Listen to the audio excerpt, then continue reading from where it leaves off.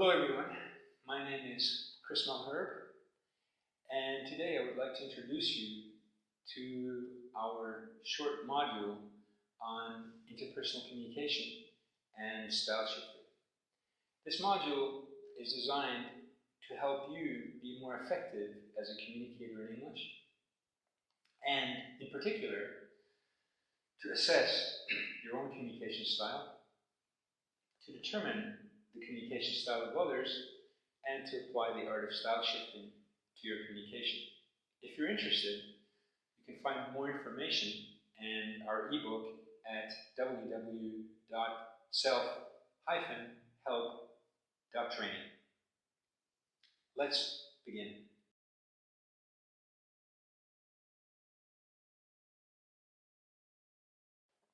So to begin with, when we talk about communication styles, let us begin with assessing your communication style.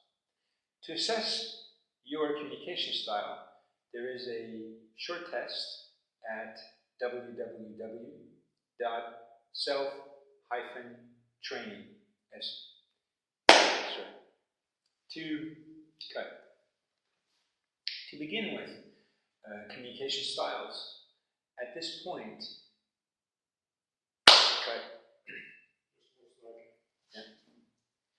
To begin with communication styles, we'd like to give you a short self-test.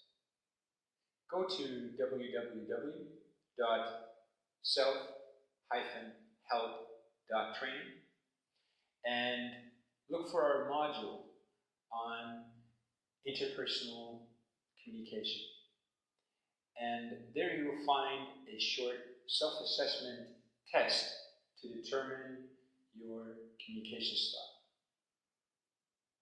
This will prepare you for the rest of the module, which of course you can also listen to without doing the test, but it would be helpful if you did the test. So, why are communication styles important? They're important because we all have basic preferences. And these preferences are determined on the one hand by our genes, and on the other hand by our social environment. By the time we're 18 or 19, these preferences are rather fixed. That is to say, they don't change very much anymore. They can change, but that is the exception rather than the rule. And when it comes to these communication style preferences, we find that most people, not everyone of course, but most people, are more of one and less of the other. Of course, you have some people that have all four of these elements in equal measure, but that is the exception rather than the rule. Now, often conflicts arise in our interpersonal communication because of these style preferences or differences in style. In this program, we want to introduce you to the idea of style shifting. Style shifting means that you have your preferences, and when you're alone, or when you're on autopilot, as I like to say, you will exhibit your particular style preferences. But you can become more effective in your communication by adjusting to other people, by practicing the art of style shifting. Let's look at these communication style differences in more detail. So, the two key variables that we'll be looking at when we determine these social styles or communication styles are, on the one hand, assertiveness, and on the other hand, responsiveness. So what is assertiveness? Assertiveness is being clear about what you want. If you tell other people what you want, you're assertive. If you're a bit more hesitant, you're less assertive. And the other variable is responsiveness. So responsiveness deals with how much of your own emotions and your feelings do you disclose to other people. Some people are very responsive. They show their feelings. If they're happy, they smile. If they're sad, they cry. Other people are less responsive. They keep their feelings to themselves and maintain a poker face. So these are the two key variables that we will be looking at.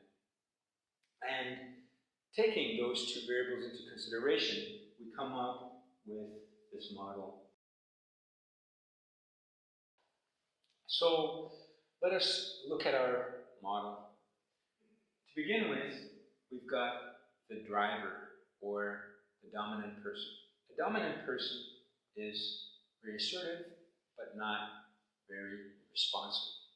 Another way of putting it is that a dominant person is more task-oriented and willing to take risks. So, what characterizes a dominant person, or a person that has a lot of dominance? A person that has a lot of dominance is about getting on with it, driving to get things done, focusing on accomplishing the task without spending much time on disclosing their feelings. Where do we find people that are very dominant? Well, we find them in leadership positions. In the past, we found them in teaching, but teaching has changed in the 1960s and 70s. And with humanistic education, we no longer find that many dominant people in teaching. But we would find people that are dominant in hierarchical organizations, such as the military or the police. We would find dominant people in politics. And we would find them in a number of other professions as well. Next, we have I, which stands for influence. Now, influencers, just like people that are very dominant, have high assertiveness, but they are more responsive. They have high responsiveness. And they're more people-oriented. They're also willing to take risks, but they're more people-oriented. Where do we typically find people that are influencers? We would find them in such jobs as marketing, in sales. We find them in show business. People that have a high degree of I in their personality tend to be persuasive, enthusiastic. They like new ideas. They like to sell. They like to persuade. So we would find them in jobs where they're interacting with other people. Next, we have steadiness. People that have a pronounced steadiness are also emotionally responsive. They're people-oriented, but unlike influencers, they're not that assertive. These are people that prefer to listen rather than to speak. This is the person that you go to if you have a problem. They like to listen to you. They'll show empathy. And these people like interpersonal harmony. So for somebody that is steady or that has a pronounced steadiness in their personality, for them it is important to feel comfortable, to feel good about their relationship. Where do we typically find people that have a pronounced steadiness? We would find them in jobs that allow them to interact with other people, where they might be working in some kind of social environment, maybe nursing, maybe in childcare, maybe in support. These are the typical jobs that are suited for people that have a very pronounced steadiness. And finally, we have the C, which stands for conscientiousness. Conscientious people are not very assertive, and they're not very responsive. Where do we typically find people that have a high degree of conscientiousness? We find them in technical professions. They're task-oriented, so they prefer to work on something concrete rather than interacting with other people. Communication might be a bit of a gray area for them. They prefer to work with something more tangible. But like steady people, they're also not that willing to take risks. They prefer a stable environment. These are people that are very oriented toward logic, facts, data, and they would be very measured in their communication. They tend to think about what they say before they say something. Unlike, for example, influencers who would be thinking and speaking at the same time. So where do we find these people? We find them in the technical professions, such as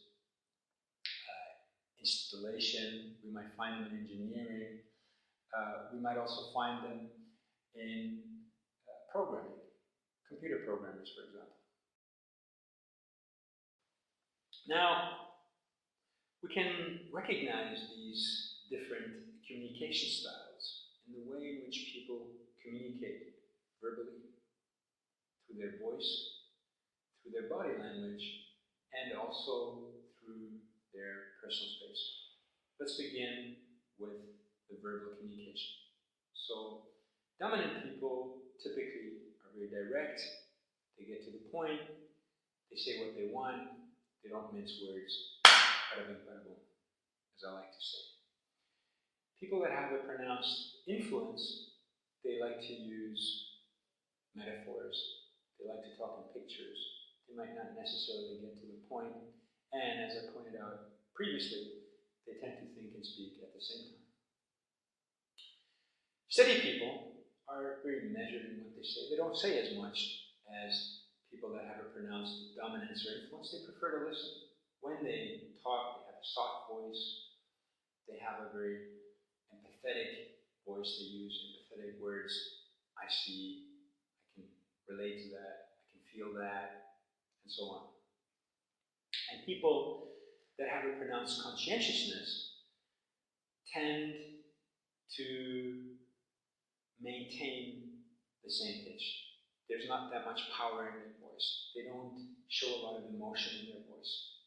And in terms of the words that they'd be using, these would be people that would be more concerned with safety, with security, with stability, with predictability, and so on. So these would be the kind of things that they might bring up.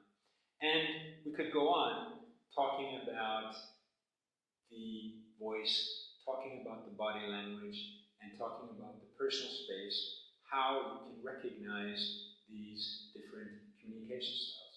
If you're working in the service sector, probably intuitively, you've got a very good understanding of these differences, and you can recognize them in your customers. But if you're not working in customer service, you can still practice how to recognize these different communication styles. Practicing how to recognize the different communication styles is very useful because it allows you to adjust to the person, which is essentially the art of style shifting, which we'll get to.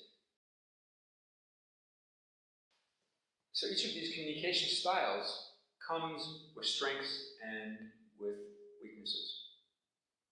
Neither is, of course, better than the other. We are the way we are, and that is something we don't want to change, something that we want to accept. As I said, we're not going to change the way we are, but what we can learn is how to adapt better to other people. So let's look a little bit at the strengths. Oops. We continue. Strengths, we cut a bit and then... Yeah. So let's look a little bit at some of the strengths. Dominant people get to the bottom line, they're forceful, they're quick to act, they get the job done. Influencers are persuasive, they're good storytellers, they communicative, they see the big picture, they're good at interacting with other people. People with pronounced steadiness are good listeners, supportive, thoughtful, empathetic. They can put themselves easily into other people's shoes and can relate to other people. And conscientious people are good at going into details. They're well organized, they're practical, and they're focused on accomplishing their job in depth, whatever job it may be. Having talked about the strengths, let's look at some of the weaknesses. Let's look at some of the weaknesses of the communication styles, or the trouble spots. So dominant people, or people with a pronounced dominance, they may be poor listeners, they could be impatient, they like to argue, they do not necessarily need advice, and so on. Influencers are not good at going into details, tend to generalize a lot, they may appear overly dramatic, and as a result of thinking and talking at the same time, they may come to regret some of the things that they say. People with a pronounced steadiness tend to be very shy of conflict. They may keep their opinions to themselves, especially if they think that other people may feel offended or that it may give rise to conflict. And they also tend to overemphasize their feelings. People that have pronounced conscientiousness may go into too much detail. They could be very terse. They're more concerned with the task rather than the personal interaction. So they may lose sight of the importance of the relationship.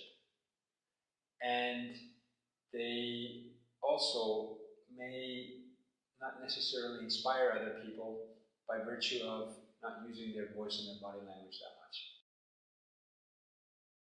So let's look a little bit at your communication style. Now, as I said, we tend to have more of one and less of the other.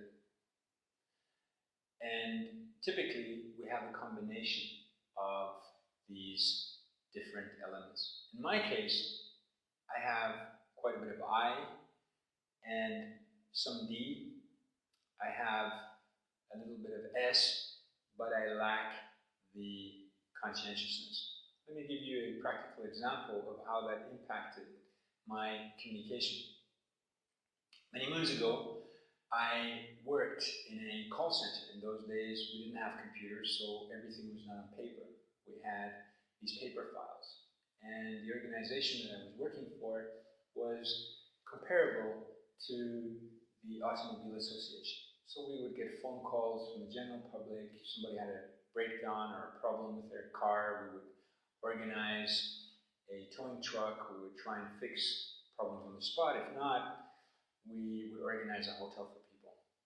Now, I was very good. I could field different phone calls at the same time, talk to different people. And if it was a challenging customer, I like to interact with these people. So my colleagues would come to me if there was a difficult person because they knew that that is something that I was good at and enjoyed. But at the same time, I was very poor with the paperwork. All of my colleagues complained about my files. I would sit there, and at the end of the day, I would have 70, 80 folders, and I would then go through, what did I do? Oh yeah, sent a towing truck, or organized a hotel. I would keep it very brief, very short in the reports. And some of my other colleagues that were more conscientious, of course, had much more elaborate descriptions in their files. So this is how my communication style immediately impacted my work. I could give more examples I'll leave it at that. What do you think, Boris? Huh? No, that's okay. But hold on, let me stop here. I'll continue. Hold on. Let me have another file because otherwise. No, we continue the same. Yeah, I'm not finished yet. Okay. So, in my case, my communication style, I have quite a bit of I, a little bit of D, and a little bit of S. So my communication style preference would be IDS. The one that I have less of is conscientiousness, or C. What's your communication style? Now, once you've determined your communication style, the interesting question is, do you have an opposite in terms of these communication styles? For me, the opposite is the C style. I don't have so much of conscientiousness. So when I communicate with people that are very conscientious, that could sometimes give rise to misunderstandings or to conflicts. So we've looked at your style preferences. What do you have more of and what do you have less of? And secondly, we've looked at the opposite style. Do you have an opposite style? A style that is contrary to your own. Now, for example, if you're very dominant, the opposite style for you could be steadiness, but you may also have conflicts with other people that are very dominant. So, what is the opposite communication style for you? The one that you may have the most misunderstandings or possible conflicts with. And we can also use this model to determine our strengths and weaknesses. This is something that is very important for us. For example, in job interviews, we're often asked, do we know our strengths and our weaknesses? This model allows us easily to work out what some of our strengths and weaknesses might be. To the extent, of course, that you're very pronounced in your style preferences. Some people, as I had pointed out earlier, might have all four in equal measure, but that is really the exception rather than the rule.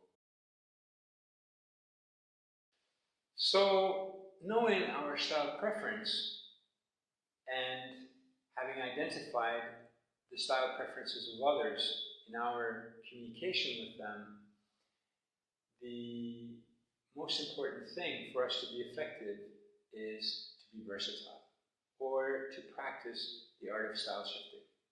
If we practice the art of style shifting, we're able to put ourselves in other people's shoes, and we're able to assume a different role in our communication with them, while still maintaining our basic preferences in other situations. There are a number of things that you can do to practice your versatility. For example, if you're a very conscientious person, you might want to use your voice and your body language, and you might want to focus on how to use your voice and body language in interacting with other people, and maybe in persuading them in some specific situations. Of course, you, in general, still wouldn't want to use your voice and your body to the same extent that an influencer does. But you may practice how to do it in some situations when you're interacting with people that themselves might have a pronounced I. There are many things that you can do, and you'll find many ideas on our website. I've given you a short overview of our module on interpersonal communication and style shifting. If you're interested in more information, please visit www.self-help.training. There you will find our complete ebook.